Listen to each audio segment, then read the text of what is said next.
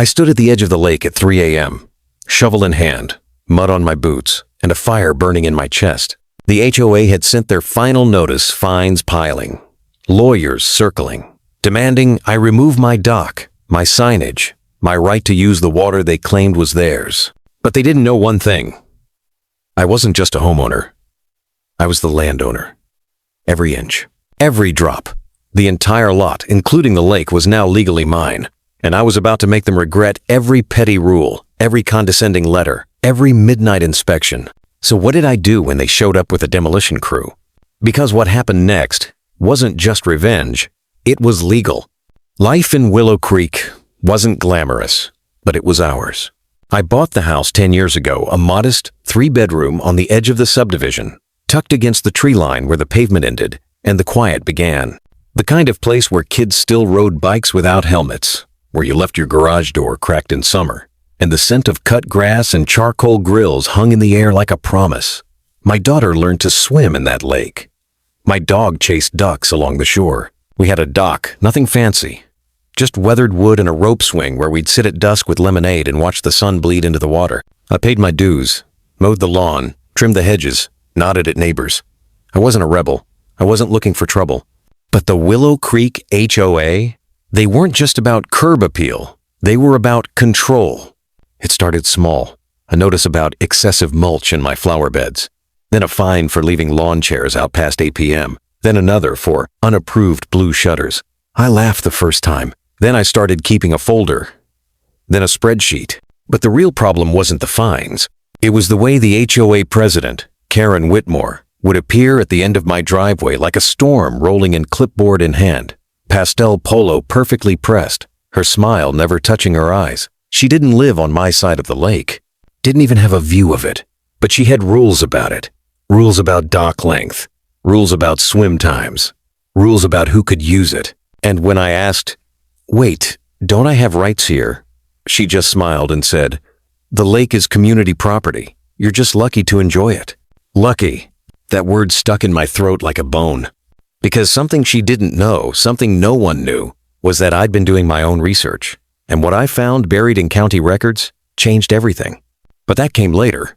First came the warning, then the final notice, then the day they sent a crew to remove my dock. And that's when I realized this wasn't about rules anymore. This was war. And I wasn't fighting for a piece of wood on the water. I was fighting for what was mine. The first time I got slapped with a $500 fine for dock encroachment, I thought it was a joke. I stood in my kitchen, the official letter trembling in my hand, staring at the satellite image they'd attached some blurry Google Earth screenshot with a red line drawn across the water like a judge's gavel. Encroachment.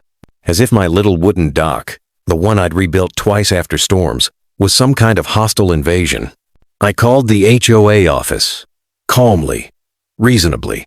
"Oh, it's not personal, Mr. Thompson," the woman on the phone said, her voice slick with practiced sympathy. "It's just policy. The lake boundary is clearly defined in the covenants." "Then show me the boundary," I said. Silence. Then, "We'll have to refer that to the board." A week later, I got another letter. This one was worse. $750 fine for visual obstruction due to overgrown reeds near the shoreline. Reeds. Native plants. That belonged there. That ducks nested in. That protected the bank from erosion. But according to Karen Whitmore's aesthetic standards, they were unruly and detrimental to property values. I showed up at the next HOA meeting. The community center was packed mostly with retirees in pastel polo shirts and men with too much gel in their hair. I stood at the microphone, my voice steady, and asked for the legal documentation proving the HOA owned the lake. Karen, seated at the head of the table like a queen on a folding chair, smiled. "The lake has always been community property, Mr. Thompson. It's in the deed restrictions." "No," I said. "It's not." I'd already checked. I'd spent nights in the county recorder's office, digging through property plats, old surveys, and subdivision filings. And what I found turned my blood to ice. Willow Creek Lake wasn't part of the HOA's original plat. It was on a separate parcel, Lot 42, originally owned by the developer, then quietly sold off in the 90s. The HOA had assumed control, created rules, charged fees for lake access, even installed buoys and no-wake zones, but they'd never legally owned it. And guess what? Lot 42 was on the tax delinquent list, and I bought it at auction. But I didn't tell them that. Not yet. Instead, I paid the fine, smiled, nodded, side-eyed, calmly. And then I started documenting everything. Cameras went up, pointed at my dock, my yard, the street. I recorded every inspection, every note left on my door, every time a board member just happened to drive by and stare. Then came the bylaw amendment. At the next meeting, Karen presented it with a flourish. Regulation 7C. No private structures permitted within 25 feet of the shoreline. All docks must be removed by June honest. Gasps. Murmurs. People looked at me. I didn't flinch. But inside, I was screaming. That night, I sat on my porch, watching the moon ripple on the water, and I realized this wasn't about a dock. This was about power, about fear, about a woman who wore her authority like perfume, spraying it around to make herself feel bigger, and she'd chosen me as an example. So I did the one thing she never expected. I filed a counter-complaint with the county for trespassing. You see, the HOA had been maintaining the lake cutting reeds, installing signs, even towing boats they deemed non-compliant on my land, without permission, for years. And now, I was the owner. The county sent a notice. All unauthorized activities on Lot 42 must cease immediately. Then I posted it, right on the community bulletin board, below the sign that said no loud music after 8 p.m. The next morning, it was gone, torn down. But I had video. And then Karen called. Her voice was tight, controlled. But I heard the crack. "We need to talk, Mr. Thompson." "We do," I said. "But not about my dock." "Then what?" "About the 18-0 in damages for trespassing, vandalism, and unauthorized use of private property." Silence. Then the line went dead. I thought that was the end. I was wrong. 3 days later, a crew showed up. Yellow tape. Bulldozers. Men in hard hats. And Karen, standing beside them, holding a court order. Removal of unauthorized structure on HOA, managed waterway. They were here to demolish my dock. I stood at the edge of the water, phone in hand, recording. "I'm calling the sheriff," I said. "You can't stop this," Karen said, arms crossed. "The court is on our side." But I wasn't calling the sheriff for protection. I was calling them as witnesses. Because what happened next wasn't just a standoff. It was a reckoning. And it all came down to one question. Who really owns the lake? Because the answer was about to destroy everything they thought they knew. The air was thick with the smell of diesel and damp earth as the bulldozer rumbled to life. Yellow tape flapped in the wind like a warning flag. Neighbors gathered at the edges of their lawns, peering through windows, standing behind hedges, phones in hand. Word had spread fast. The Thompson dock is getting torn out. Karen's bringing in the big guns.